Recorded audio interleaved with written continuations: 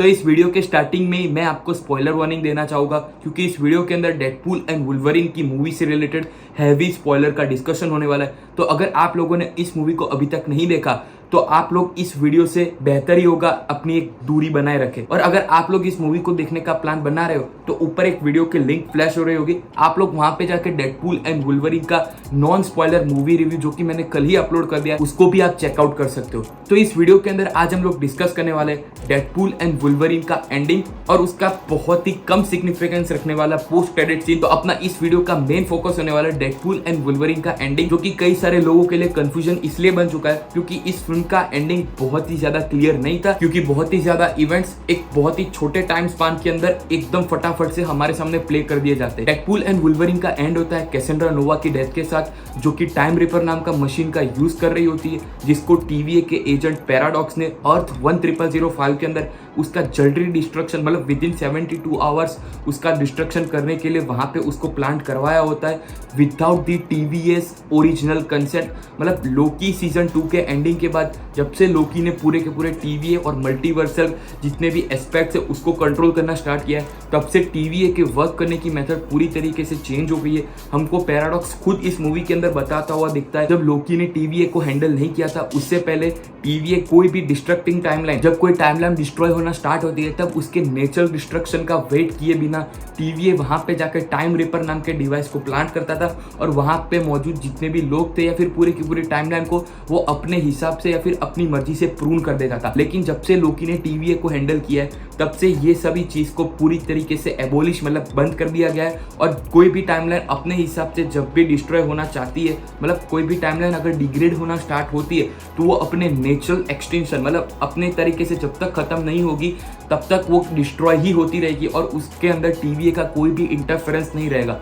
लेकिन यहाँ पर एजेंट पैराडॉक्स ने ये सभी रूल्स को ब्रेक करते हुए खुद की मर्जी से टाइम रिपर नाम के डिवाइस को प्लांट करवाया था और आखिर में जैसे हमको पता है कि डेडपूल और वुल्वरीन दोनों ने मिलकर एंटी मैटर और मैटर का शॉर्ट सर्किट करवा के पूरे के पूरे टाइमलाइन का डिस्ट्रक्शन होने से बचा दिया और अपनी टाइमलाइन को रीजनरेट भी करवाना स्टार्ट कर दिया था, जो कि हमको एंड में देखने मिला था। तो यहीं पे सबसे बड़ा क्वेश्चन स्टार्ट होता है कि क्या डेडपूल और वुल्वरीन दोनों मिलके टाइम रिपर का यूज करके क्या टाइमलाइन को रीजनरेट करवा सकते हैं? तो जहां तक मुझे पता चल रहा है मार्वल वालों ने हम सभी को ये एक्सप्लेन करने की कोशिश की, तो इस टाइम रिपर नाम के मशीन का यूज करके विद इन फ्यू आवर्स या फिर विद इन फ्यू डेज ही पूरी की पूरी टाइमलाइन को ये लोग डिस्ट्रॉय कर सकते। तो मैं ये नहीं मानता पर्सनली कि इस मशीन का यूज करके कोई भी डिग्रेडिंग टाइमलाइन जो कि अपने हिसाब से नेचुरली भी डिस्ट्रॉय होने वाली हो उसको ये लोग रीजनरेट कर पाएंगे, क्योंकि इस मूवी के अंदर हमको ये दिखाया गया कि इस मशीन का यूज करके सिर्फ प्रोग्रेशन को फास्ट किया जा सकता है, ना कि किसी टाइमलाइन को रीजनरेट किया जा सकता है। लेकिन इस मशीन का यूज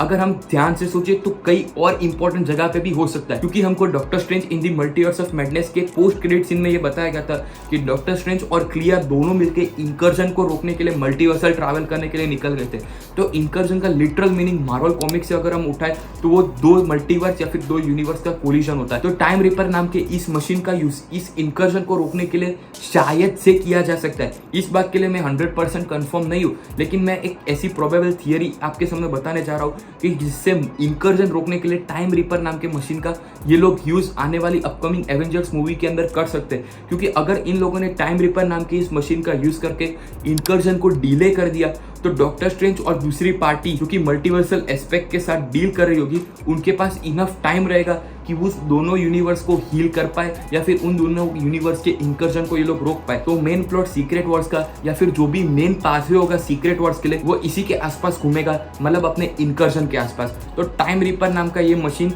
सीक्रेट वॉर्स के लिए एक बहुत ही इंपॉर्टेंट चीज हो सकती है। लेकिन टाइम रिपर से आगे बढ़ते हुए हमने इस मूवी के एंडिंग में एक और ऐसी इंपॉर्टेंट चीज होते हुए देखी जो कि कई सारे लोगों ने मुझे पक्का विश्वास है मिस आउट कर दी होगी। वो है X-23 कैसे अर्थ 10005 पे अपने आप मतलब स्पॉन्टेनियसली कैसे वहां पे रिटर्न कर जाती है। क्योंकि इस मूवी के एंडिंग में हमने देखा था कि सिर्फ डेडपूल और वुल्वरीन ने और अपनी कैसेंड्रा नोवा और डेडपूल कोर ये इतने ही लोग थे जिन्होंने डॉक्टर स्ट्रेंज का जो पोर्टल कैसेंड्रा नोवा ने क्रिएट किया था उसका यूज करके अर्थ 10005 पे लैंड किए थे। और जहां तक मुझे याद है कि जब डेडपूल और वुल्वरीन दोनों ने मिलकर टाइम रिपर वाले मशीन को डिस्ट्रॉय किया था तब तक भी X-23 इस मेन अर्थ 10005 पे मौजूद नहीं थी। और दूसरा पॉइंट जहां तक मैं रिकॉल कर पा रहा हूँ, जब डेडपूल और वुल्वरीन दोनों ने एस्केप किया था उस पोर्टल से। हम लोग नीचे देख सकते हैं कि अपने X-23, ब्लेड, इलेक्ट्रा और गैम्बिट इन चारों ने मिलकर नीचे मौजूद जितने भी विलन्स थे एक्समैन यूनिवर्स के रिलेटेड उन सभी को मार दिया था और ऊपर सिर्फ कैसेंड्रा नोवा ही बची थी। तो इतने बड़े टाइम गैप के बीच में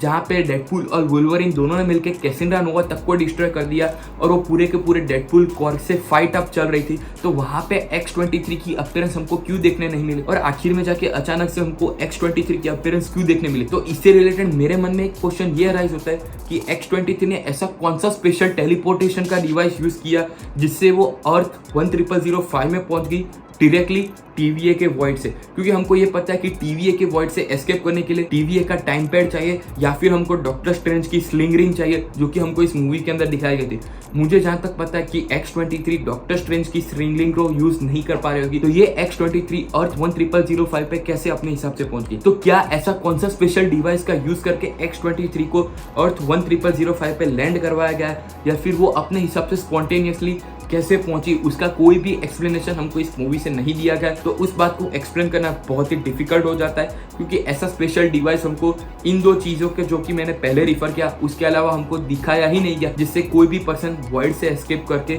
मेन यूनिवर्स के अंदर आ सके। लेकिन यही TVA और वर्ल्ड से रिलेटेड एक और चीज़ जो कि मैंने इस मूवी के एंडिंग में मैंने नोटिस की थी, जहाँ पे हंटर B-15 डेडपूल और लोगन से ये बात कर रही होती है कि वो अगर लोगन को टाइम ट्रेवल करवा के उसके ओरिजिनल यूनिवर्स के अंदर भी अगर भेज देगी तो वहाँ पे मौजूद जो भी इवेंट्स होने वाले होंगे वो उसको रोक नहीं पाएगा। तो इससे बेटर ये है कि वो अर्थ 10005 पे ही रुक जाए। इस यूनिवर्स का डिस्ट्रक्शन बहुत ही डिलेड या फिर बहुत ही स्लो हो गया है और उसी के तुरंत बाद हमको TVA के अंदर मौजूद वो जो मॉनिटर होता है उसके अंदर ये जो टाइमलाइन डिस्ट्रॉय हो रही होती है उसको वापस से रीजनरेट होता हुआ देख सकते हैं। लेकिन इसी TVA के मॉनिटर से एक बहुत ही बड़ा क्वेश्चन अराइज ये होता है कि लोकी सीजन 2 के एंडिंग में हमने ये देखा था कि TVA के जितने भी डिस्प्लेस थे उसके अंदर जितना भी वो जो मेन सेक्रेट टाइमलाइन वाला जो कंसेप्ट था उसको लोकी के यग्ड्रासिल या फिर मल्टीवर्सल ट्री ने रिप्लेस कर दिया था। तो इस मूवी के अंदर हमको एक भी बार वो मल्टीवर्सल ट्री क्यों नहीं दिखाया गया और एक सिंगल टाइमलाइन या फिर मल्टीपल थ्रेड्स ही क्यों दिखाए गए। तो मुझे जहां तक पता चल रहा है तो हमारे साथ मार्वल स्टूडियोज ने एक बहुत ही स्मार्ट गेम खेला है, क्योंकि लोकी सीजन 2 के खत्म होने के बाद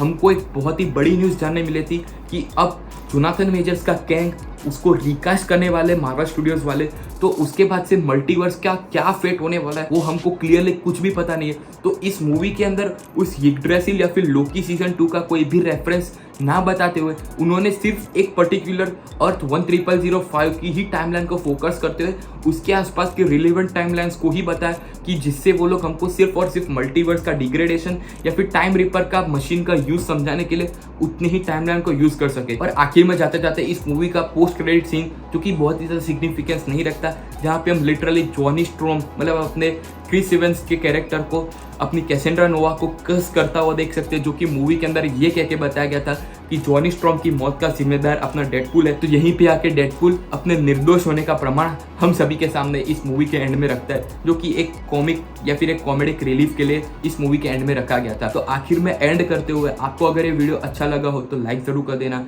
चैनल पे नए हो तो सब्सक्राइब करना मत भूलना, बाजू में आने वाला बेल आइकन भी जरूर से प्रेस कर देना और कमेंट सेक्शन के अंदर इस मूवी से रिलेटेड आपकी क्या थियरीज है उसको भी मेंशन करना जरूर से मत भूलना। और अगले ही थियरी वीडियो के साथ मैं आप सभी लोगों को जल्दी ही मिलूंगा, तब तक के लिए गुड